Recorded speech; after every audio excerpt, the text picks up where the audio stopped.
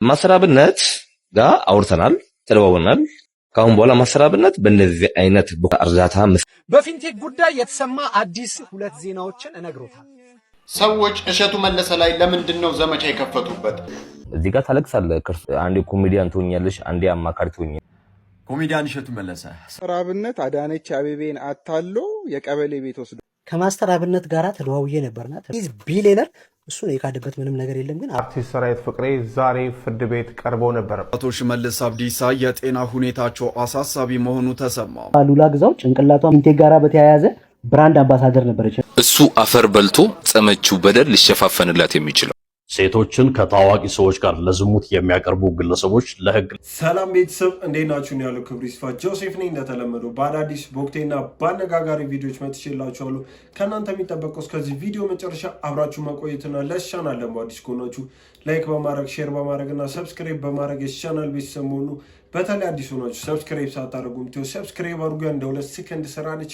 ሐሳብ አስተያየት ካላችሁ ደግሞ ኮሜንት ላይ አስቀምጡልኝ። ወደ ቪዲዮ ከመሄዳችን በፊት ይሄን ቪዲዮ በላይክ እንጀምሩ። ላይክ ስታደርጉት ለሌላ ሰው እንዲደርስ ስለሚያግዘኝ ላይክ አድርጋችሁ ጀምሩ። ወደ ዛሬ ቪዲዮችን እንሂድ።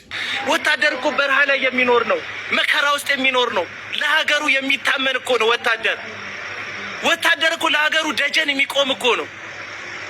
የወታደር ልብስ ለብሰህ ያልሰለጠንክበትን ደም ያላፈሰስክበትን የወታደር ልብስ ለብሰህ የወታደርን ክብር ዝቅ የሚያደርግ ነገር ታደርጋለህ? ስልኬን ውሰድና ደውልና እናወራ። ስልኬን ውሰድና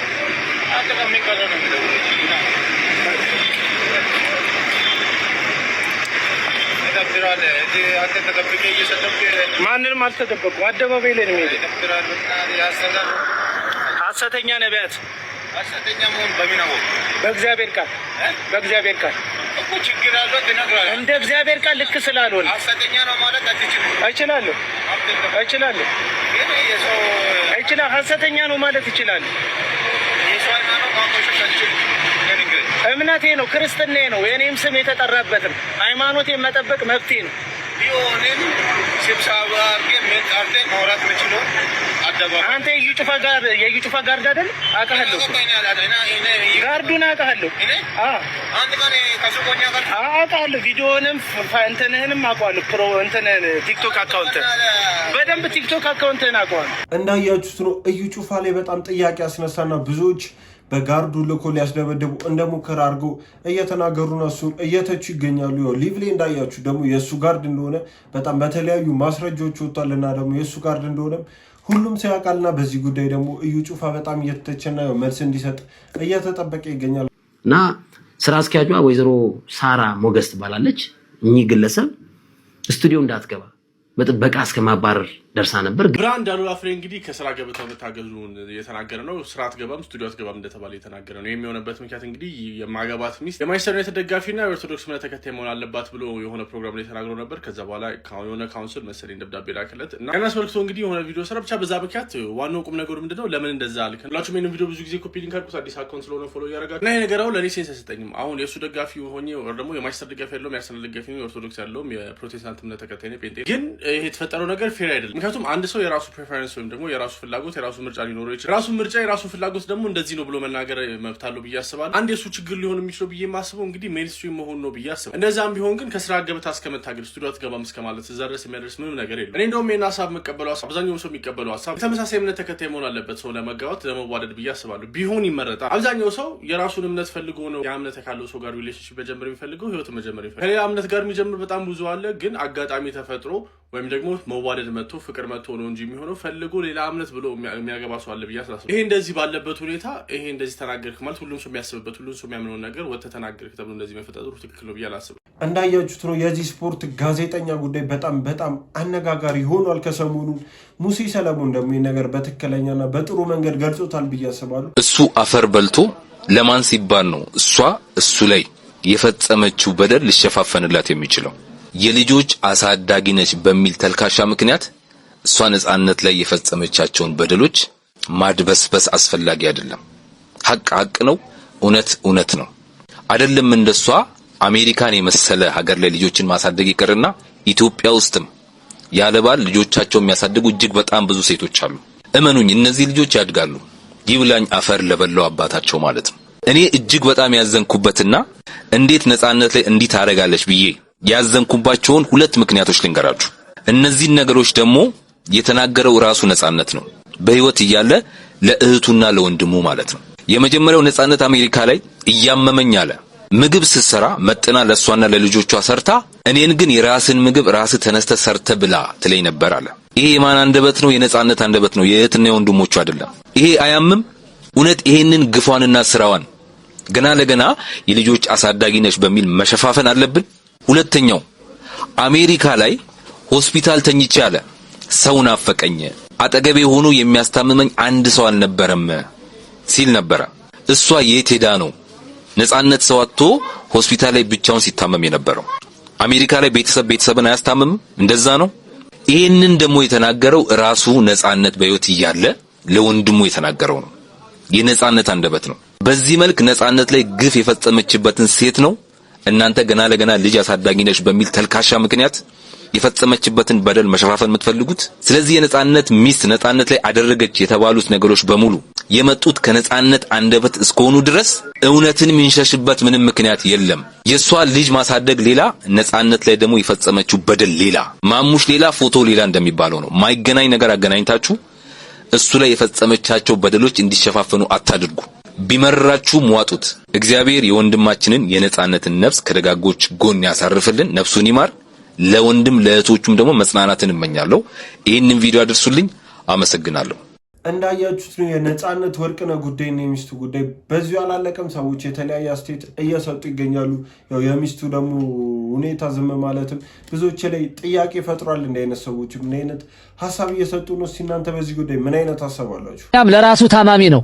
ለራሱ ታሞ ለኛ ይሁላ እስላሙን ክርስቲያኑን የተለያየ ሃይማኖት ሁሉን ሰብስቦ የያዘ ሰው እንደዚህ አይነት ስድብ ይሰደባል። በጣም ያሳዝናል። የመቄዶንያ ማገዝ እናንተ ላይ አላህ ግዴታ ነው ያደርገው።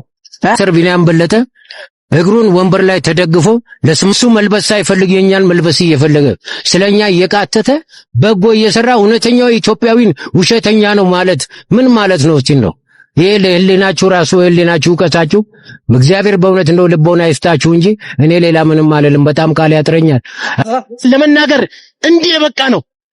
ምንም እንኳን መስራት ባንችል፣ ምንም እንኳን መርዳት ባንችል ዝም እንበል ዝም። እና አሁን ደግሞ ምንየው ማሰራብነት መልስ ሰጥቷል። ከሰሞኑን በጣም ትችት ቀርቦበታል። ያለውን ሀብት እየወጣ ነው። እንደገና ደግሞ የተለያዩ የእርዳታ ብሮችን እንደሚመዘበር እንደሚወስድና እንደሚሰርቅ ውሸት እርዳታ እንደሆነ የሚያካሄደው በጣም ብዙ የተለያዩ መረጃዎች እየወጡ ነው። በዚህ ጉዳይ ደግሞ መልስ ሰጥቶ ነበር። እስቲ እሱ ምን አለ የሚለውን አብረን ሰምተን እንምጣ። ማሰራብነት ጋር አውርተናል፣ ተደዋውለናል። ያለው ነገር በግልጽ ነው ያወራነው።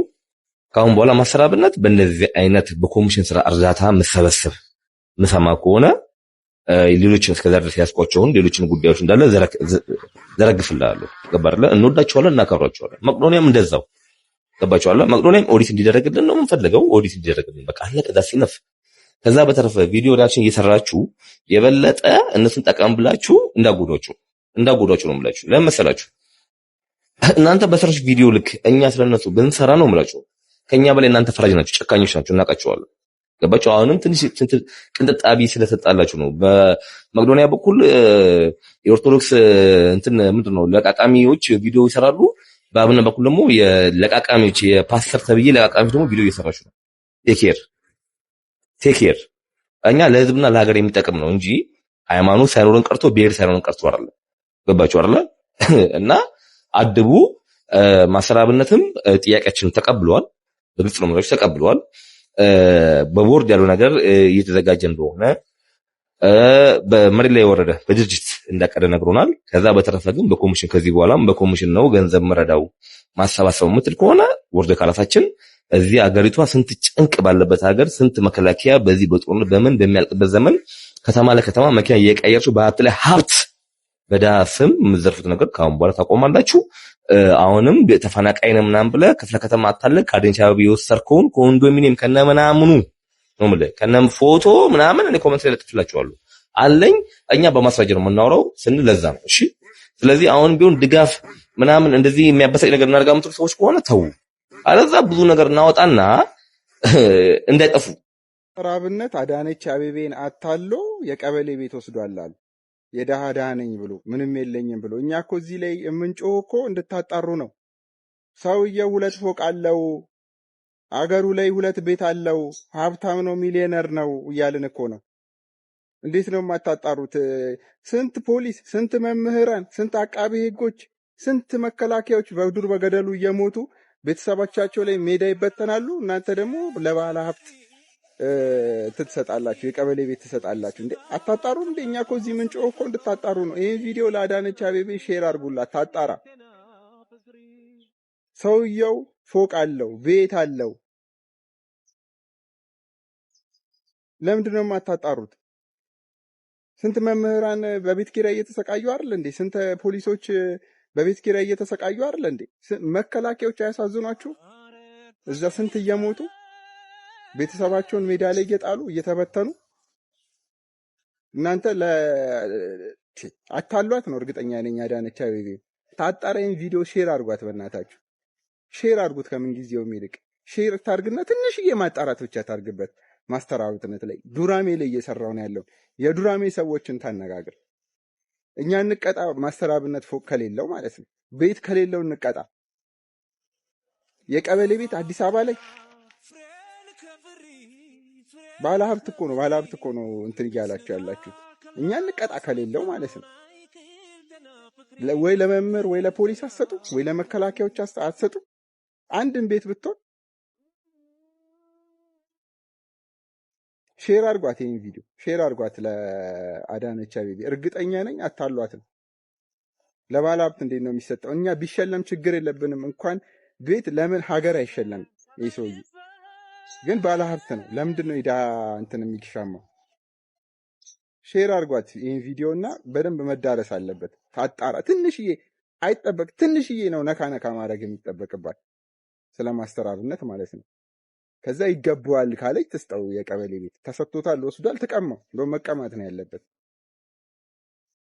አድርሷት ይሄን ቪዲዮ። ከማስተር አብነት ጋራ ተደዋውለን ነበርና ማስተር አብነት ያነሳው ሀሳብ ያሉትን ሀብቶች ምናምን አልካደም። ያሉት ሲዝ ቢሊየነር እሱ ነው የካደበት ምንም ነገር የለም። ግን ሀብቱን ያገኘውበት መልክ ያልከው ነገር ምንም የሚያሳምን ነገር ስላልሆነ አንተ ከፈለግ ለህዝብ ነግረህ ማሳመን ትችላለህ። ግን እኔ ያመንኩ ነገር አሞኛል ስላልክ ይህንን አክሰፕት አድርጌ ከዚህ በኋላ ወጥቼ የሆነ አሮጊት ላይ የሆነ ህፃን ላይ ድራማ ሰራለሁ ብትል ቃላችን ይቋረጣል ማለት ነው። ምክንያቱም አንተ እስኪሻል ድረስ ጋፕ እናደርግላለን ወይ አደርግልሃለሁ ብዬ ተስፋ አደርጋለሁ። ከዛ ውጭ ከፕሮፋይል ላይ ያሉ የባለስልጣናትን ምናምን ፕሮፋይል ያረካቸውን ነገሮች ከፕሮፋይል ላይ ታወርዳለህ። ከዚህ በኋላም እኔ የእርዳታ ድርጅት ነኝ ብለህ በየቦታው በሬት ቦታ የምጠይቀውን ነገርም አርፈህ ትቀመጣለህ። አለበለዛ ያንተ ማልቀስ ያንተ የየ እኔ በዳይፐር ነው የምሄደው ምናምን የምለው ነገር የሚሰራ ነገር አይደለም። አካባቢያችሁ ላይም እኔ ባለስልጣን አውቃለሁ፣ የፌዴራል ባለስልጣን አውቃለሁ፣ የፈለኩትን አሳስራለሁ የምትሉ አንተና አንተን ደጋፊዎች የመሰላችሁ ስነ ስርዓታችሁን ያዙ። አጭበርባሪዎች ለህግ ትቀርባላችሁ እና ጤናን ጠብቅ።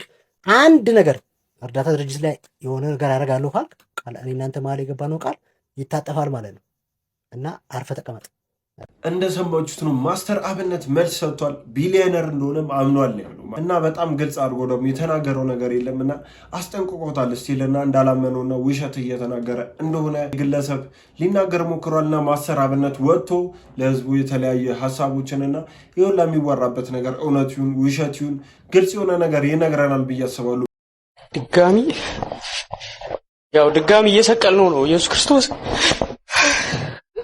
እዚህ ጋር ታለቅሳለህ ክርስቶስን ድጋሚ ሊሰቅሉት ብለህ፣ አንተ ግን ድጋሚ ልበላል ነው። በጣም ስልጣኔው በዛብሽ መሰለኝ። አንዴ ኮሜዲያን ትሆኛለሽ፣ አንዴ አማካሪ ትሆኛለሽ፣ አንዴ የዕጣ ተጫዋች ትሆኛለሽ፣ አንዴ ቤተ እምነት ውስጥ ትገቢና ገዳም ታስገነቢያለሽ፣ አንዴ የራሴ ከተማ ትያለሽ ምናምን። በጣም ወጥረገሽ። እሺ ትንሽ ተረጋጊ። እንዲህ ያልሽ እንዲህ በቃ ቆላ። እሺዬ አሁን ባለፈው ምን አልክ? ካናዳ ሰው ልካለው ብለህ አስበልቻው ይቅርታ ልክ ያ ካናዳ በነፃ ነው ምናምን የሚሉ ብቻ ካን ሰው ጋር ተጣምረህ ሲሸቀል ነበረ። ከዛ እኔ የለውበት ምናምን አልክ። አሁን ደግሞ ኤአይ አሰልጥኜ እገባለሁ አልክ። አስቀና እንደ እነሱ ገቢ ታስሬ በጣም ያዋጣኛል ብለህ ነው መሰለኝ እሸቱ።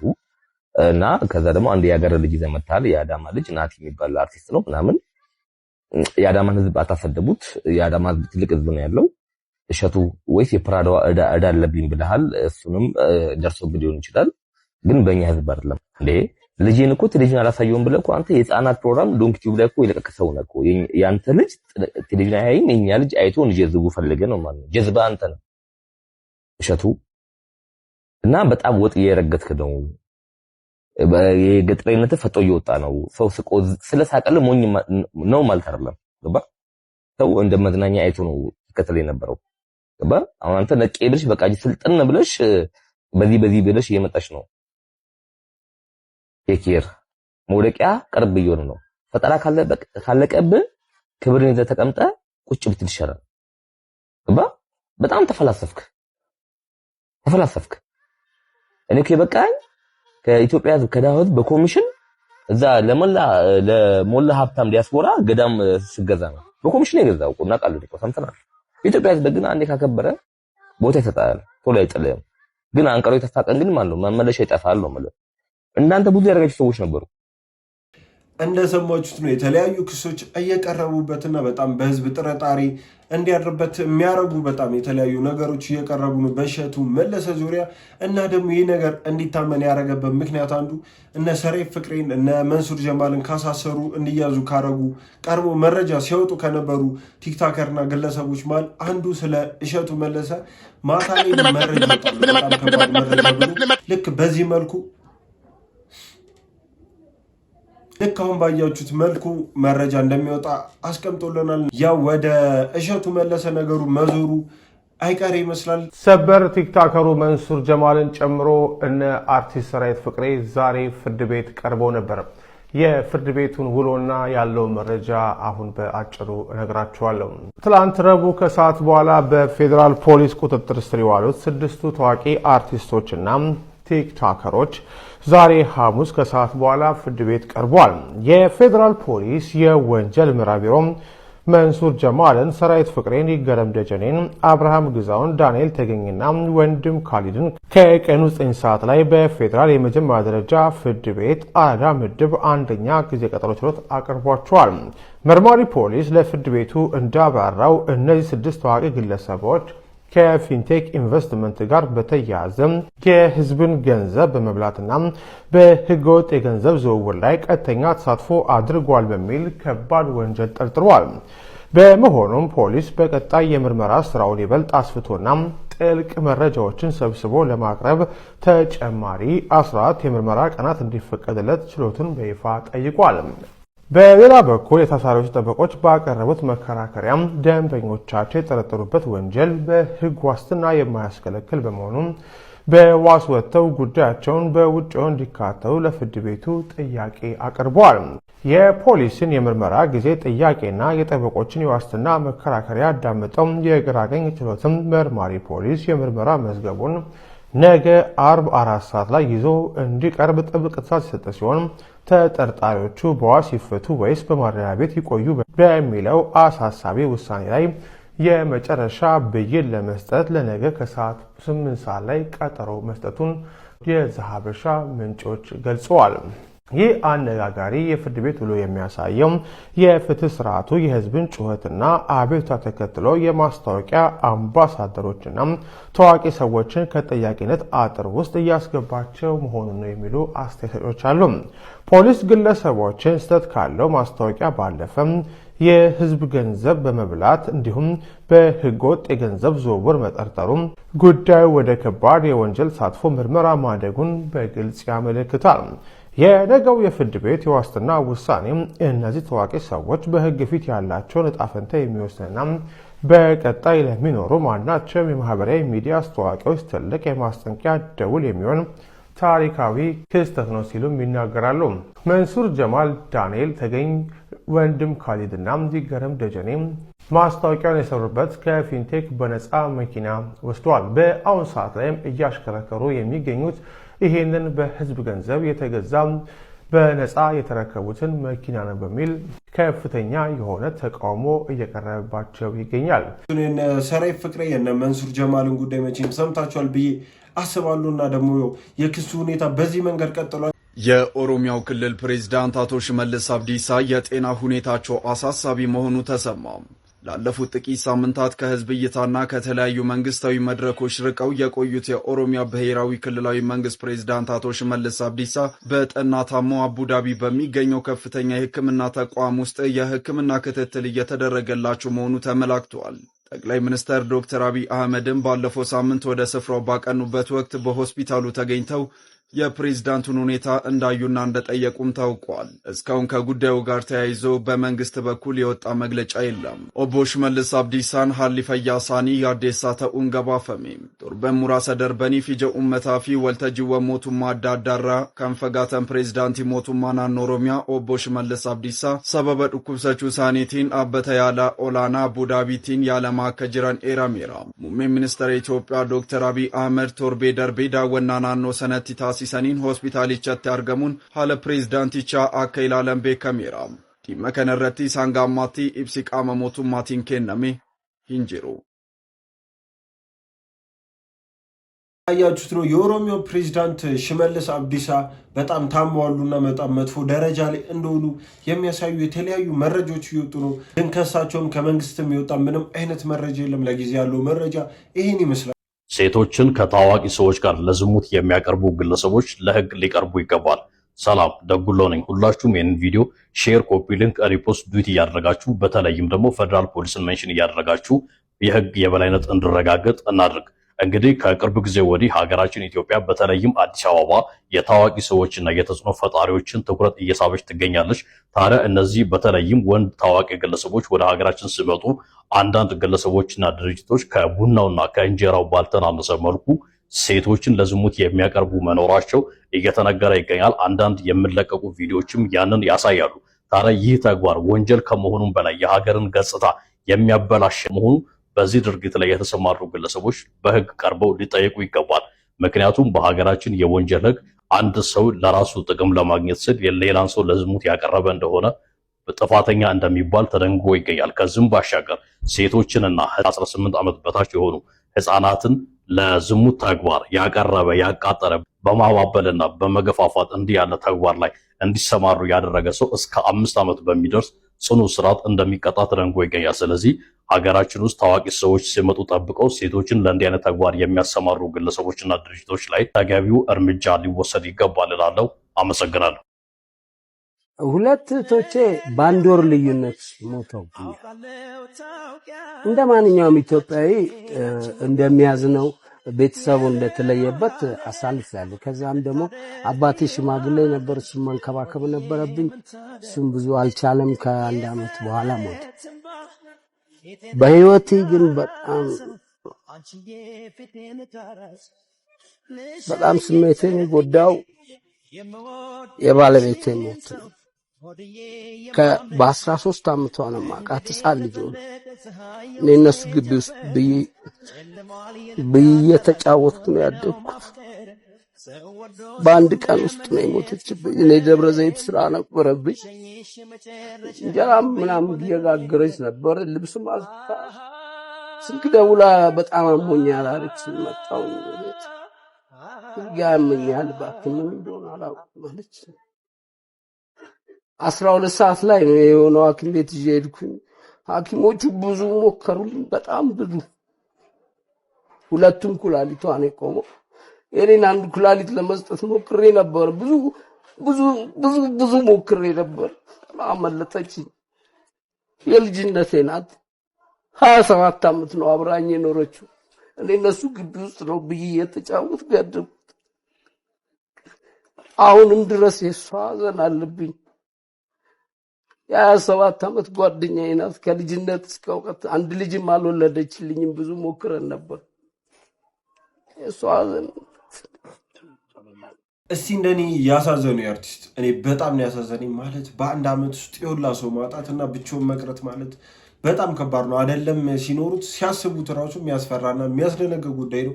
በጣም ነው ያሳዘነኝ። ማንም ግን ትኩረት እየሰጠው አይደለም። ለምን እንደሆነ አልገባኝም። በፊንቴክ ጉዳይ የተሰማ አዲስ 2 ዜናዎችን እነግሮታል። የፊንቴክ ንብረት የሆኑ ንብረቶች እንዳለ እየታገዱ እየተጫኑ መሆኑን ዛሬ ልነግራችሁ እወዳለሁ። ይህ ዜና ምንድነው ብላችሁ ከጠየቃችሁኝ እዚህ ላይ እንደምትመለከቱት የፊንቴክ ቢሮ መገልገያ የነበሩ ቁሳቁሶች በአንድ ተበዳይ በተሰጠ የፍርድ ቤት ውሳኔ መሰረት ንብረቶቹ እየተቆጠሩ ልክ በዚህ መልኩ ሲወጡ ትመለከቷቸዋላችሁ። ነገር ግን የድርጅቱ ተወካዮች ነን ወይም የሚመለከተንን ያሉ ደግሞ በድርድር ለማስቀረት ሲጥሩም እየተስተዋለ ነው። እንዴት ይሆናል የሚለውን ምንመለከት ይሆናል። ሙሉውን ቪዲዮ ከዚህ ቪዲዮ መጨረሻ ላይ የማስቀምጥላችሁ ይሆናል። እውነት ይሄ ቢሮ ነው ወይስ አይደለም የሚለውን ፍርዱን ለእናንተ እተዋለሁ። ታዲያ ሁለተኛ ዜናውን ከማቅረቤ በፊት ይህንን አካውንት ፎሎ፣ ላይክ እና ሼር ተፈጠረው ምንድን ነው ካላችሁ ከዛ ውጪ ደግሞ ዛሬ አርቲስቶቹና እንዲሁም ደግሞ ቲክቶከሩን ጨምሮ ወደ ፍርድ ቤት ከሰዓት ቀጠሮ አላቸው። ይህንንም ተከትሎ በርካታ ዜጎች ሲበደሉና ሲጮሁ ዝም ያሉ አርቲስቶች በጥቅሉ እንዲህ በምትመለከቷቸው መልኩ ዛሬ ፌዴራል ፖሊስ በር አካባቢ ላይ ታይተዋል። እንደሰማችሁት ነው የፊንቴክ ጉዳይ እዚህ ደርሷል። መንሱር ጀማልና ሰራይ ፍቅሬ ከዚህ በፊት ያሉት ነገር ነበር። ያው ማስታወቂያውን ሲሰሩ እስቲ ምን ብለው ነበር የሚለውን ይህ ነገር ጥያቄ ሲነሳባቸው እሱን አብረን አይተን እንመለስ። አትሳሳቱ። this is registered investment company. take care. rule number 1 ፊንቴክ registered ኢንቨስትመንት ካምፓኒ ነው። ኢንቨስትመንት ካምፓኒ የምትሆነው ቻይናዊ ዜጋ አለ እዛ ውስጥ የዶላር ኢምፖርት እያደረገ ነው። ስቲል እንኳን በዚህ 3 እና 4 ወር ውስጥ ከ200 መኪና በላይ በገቢዎች ሚኒስቴር ታክስ ተከፍሎበት ወደ ሀገር እያስገባ ያለ ትልቅ ተቋም ነው። ፕላስ መንሱር ጀማል ደግሞ ራሱን የቻለ ተቋም ነው። ነፍሴ ይሄን ካምፓኒ ስም ጠርተ መንሱር ጀማል ስሙን ጠርተ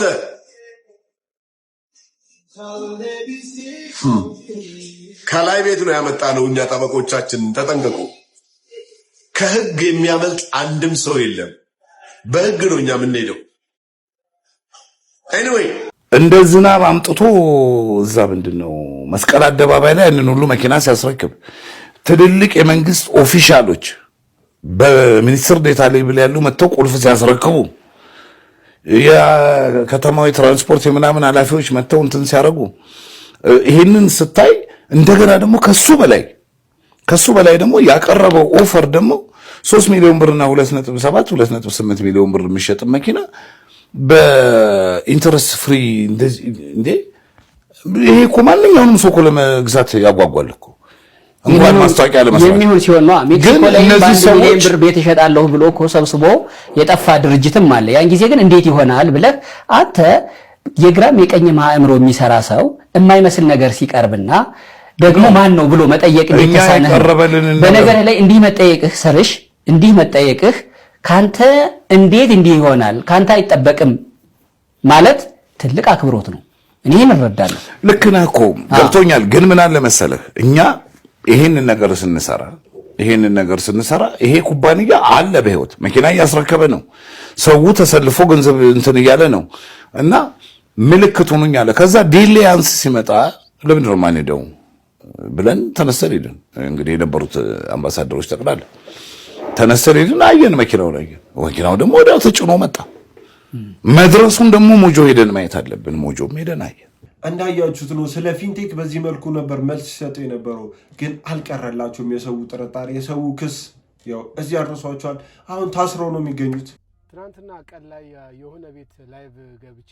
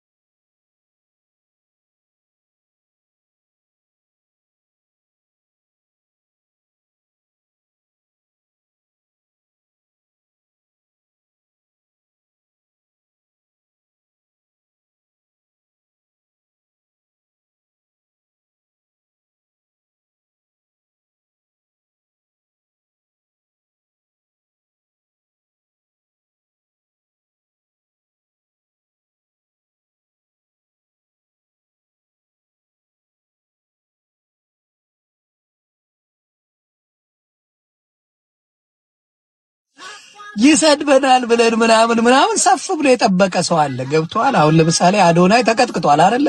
እኔም ሌሎቻችን ምናምን እንደው እጃችሁን ይዤ ማን ይጎዳ ማን ነው እንዲያረገ እቅፍ ባረጋችሁና እንደው አይዟችሁ ብላችሁ ደስ ይለኛል ብሎ እንደዚህ ቀረቀረል።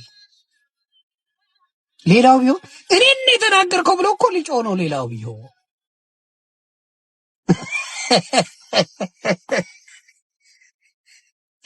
ጉዳይ ደግሞ በዚህ መልኩ ሰዎችን ያው እያነጋገረ ይገኛል። ዮኒ ማኛ ራሱ ወደሱ እየተገለበጡ ይመስላል። ሰሞኑን በአሜሪካ በኢትዮጵያ ኢንፍሉዌንሰር የተዘጋጀ አንድ የሞቲቬሽን ኢቨንት እንዳለ ታውቃላችሁ። እና ይህንን በሚመለከት የሚሰጡ አስተያየቶችን እያየው ነበር። አንድ ሰው የሆነ ኢቨንት ሲያዘጋጅ ያንን ሰው የሚወደውና የሚከተለው ሰው ይሄዳል። ሌሎቻችሁ ካልተመቻችሁ አለመሄድ መብታችሁ ነው እንጂ ሌላውን ሰው ኢንፍሉዌንስ ለማድረግ የምትፍጨረጨሩት ነገር ያስቀኛል። አሜሪካ፣ አውሮፓ፣ አረብ ሀገር ቁጭ ብላችሁ ወጣቱን ለመተቸት እናንተ ሞራሉ የላችሁም። ባይዘወይ ማን ነው እናንተን አስተያየት ሰጪ ያደረጋችሁ? ምን ሰራችሁና ነው ወጣቱ ላይ ብዙ አስተያየት የምትሰጡት? እናንተ የምሬ ነው። ቲክታክ ላይ ያሉ ህፃናት የ14 የ15 የ16 ዓመት ልጆች የሰሩትን ነገር እኮ እናንተ 8 ዓመት ብሎ አልሰራችሁ። ምንድነው የሰራችሁት? ቁጭ ብላችሁ መሳደብ መሳደብ መሳደብ መተቸት መተቸት ነው ይሄን ሁሉ ጊዜ የሰራችሁት። ስለዚህ ሞራሉ ቢላችሁም እና ወጣቱ ላይ እጃችሁን ለመጠቆም አትሩጡ። ሌላው ደግሞ ምንድነው መሰላችሁ እኛ እርስ በርስ ወጣቶች ብዙ ልንቀያየም እንችላለን፣ ልንጣላ እንችላለን። ተመልሰን ህይወታችን ሀገራችን ተመሳሳይ ስለሆነ መቀጠላችን አይቀርም። ግን እናንተ መጣችሁ በቲክታከሮች ህይወት መካከል ገብታችሁ አሁን ሃይማኖቱ ፖለቲካው ምናምን እምቢ ሲላችሁ፣ ጦርነት ለመቀስቀስ እምቢ ሲላችሁ፣ በዛ ነገር ለማትረፍ እምቢ ሲላችሁ፣ አሁን ደግሞ መጣችሁ የትንንሽ ቲክታከሮችን የፍቅረኛ ማቾችን ህይወት እየመጣችሁ እሱ እንደዚህ ፍቅረኛው እንደዚህ ሆና የ60 ዓመት ሰው ቁጭ ብሎ ይሄን ያወራል። በጣም በሚያሳዝን ሁኔታ ሶሻል ሚዲያ ላይ ይሄን እያየ ነው። እናንተ ደግሞ ቲክታከሮች ባካችሁ፣ እኔ እኮ ከዚህም በፊት ብያችኋለሁ፣ ከነዚህ ሰዎች ጋር እየተቀመጣችሁ እያወራችሁ የነሱን ተመልካችና ፎሎወር እያበዛችሁ እኛ ላይ እንዲጫወቱ አታድርጉ ፕሊዝ። ይሄን ነገር ባካችሁ ለምታውቋቸው ቲክታከሮች ሼር አድርጉልኝ። ማለት እነዚህ ሰዎች ከሶሻል ሚዲያ እንዲጠፉ ማድረግ የምንችለው እኛ ለነሱ አቴንሽን ባለመስጠት ነው። እና ስማቸውን አትጥቀሱ እና ከነሱ ጋር አትቀመጡ። በቃ ላይቭ ላይ በቃ ይበቃል እኮ በቃ እኛ ሌሎች ቲክታከሮች የሉም እንዴ? ከነሱ ጋር ላይቭ መግባት ግዴታ ነው? ምንም ቢሏችሁ ምንም ስለናንተ ፖዚቲቭ አስተያየት ቢሰጡ እነዚህ ሰዎች ለራሳቸው ጥቅም ነው።